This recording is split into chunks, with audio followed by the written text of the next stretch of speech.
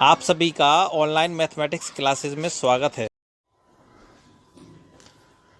ये एक्सरसाइज 1.3 का वीडियो 4 है। फलनों का संयोजन तथा व्युत्क्रमणीय फल जो फलन टॉपिक चल रहा था, इस एक्सरसाइज का ये क्वेश्चन नंबर 10 है। इसमें दिया है माना f सच दैट x2y एक व्युत्क्रमणीय फलन है, इट मीन्स इन्वर्टेबल फंक्शन है। शो दैट दिखाइए कि f हैज यूनिक इनवर्स, कि f एक अद्वितीय इनवर्स माने व्युत्क्रम रखता है। अद्वितीय का मतलब क्या हुआ कि सिर्फ और सिर्फ एक ही इनवर्स होगा, एक से ज्यादा इनवर्स संभव नहीं होंगे। तो f सच दैट x2y भी एन इन्वर्टेबल फंक्शन है, ये दे रखा है पहले से ही। जब इन्वर्टेबल या व्युत्क्रमणीय फलन है तो इसका मतलब क्या हुआ कि इनवर्स कब संभव होता है कि जब फंक्शन 1 1 ऑन 2 हो। अगर वो कह रहा है इन्वर्टेबल है माने इनवर्स संभव है, तो इनवर्स अगर संभव है या पॉसिबल है तो f निश्चित ही 1 1 भी होगा और ऑन 2 भी होगा। क्लियर? तो suppose f has two inverse, f has two inverse G1 and G2। Suppose कर लो कि माना जो प्रूफ तो करा रहा है यूनिक होगा, लेकिन आपने अपोजिट सपोज किया कि एक नहीं इसके दो इनवर्स हैं G1 और G2। Clear? Then for every y belongs to y, माने इसके लिए अगर ये क्या है दो इनवर्स हैं तब क्या होगा दोनों के लिए कि fog 1y is equal to i identity of fog 2y। Clear? जब भाई आप कह रहे हैं कि f 1 1 है और यहां वो f इन्वर्टेबल है तो 1 1 भी होगा और 1 2 भी होगा। हमने क्या सपोज किया कि suppose f has two inverse G1 and G2। जब G1 और G2 दो इनवर्स हैं इसी फंक्शन के, तो दोनों के लिए क्या होगा, इनकी मैपिंग भी इक्वल होंगी। ऐसी कंडीशन में क्या होगा, फॉग का मीन्स क्या होता है कि f G1y is equal to f G2y।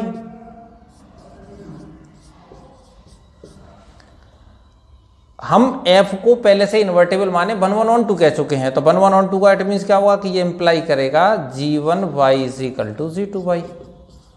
ये क्यों इंप्लाई किया कि आपने कंडीशन 1 1 की पता है कि जब हम fx1 is equal to fx2 लेते हैं 1 1 के लिए, तो x1 is equal to x2 imply कर जाता है, तभी तो हम 1 1 कहते हैं। तो जब ये ऑलरेडी 1 1 है f, तो ये x1 ये है और x2 ये है, तो x1 इज इक्वल टू हो जाएगा x2 या G1 इज इक्वल टू हो जाएगा G2। इट मीन्स क्या हुआ कि इसके दो इनवर्स पॉसिबल नहीं है, सिर्फ क्या होगा एक ही इनवर्स होगा G1। तो f has unique inverse.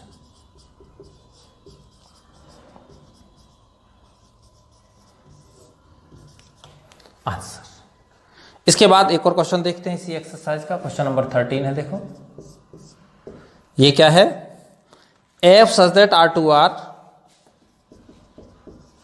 Real to real. ठीक है, बी गिवन बाय क्या दे रखा है भाई, fx इज इक्वल टू है 3 minus x cube whole raise to the power 1/3। Then f composition f x आपसे पूछा है क्या होगा। ठीक है, तो इसमें आपको f की कंपोजिशन f के साथ ही फाइंड करनी है। f की कंपोजिशन f के साथ फाइंड करने के लिए आपको क्या करना पड़ेगा, सॉल्यूशन देखिए इसके, f of fx is equal to f(f(x) means fx वाले फंक्शन में x को किससे रिप्लेस करना है, fx से। और fx वाला फंक्शन ये गया आपके पास, तो देखो 3 माइनस x को रिप्लेस करना है fx से, fx का क्यूब।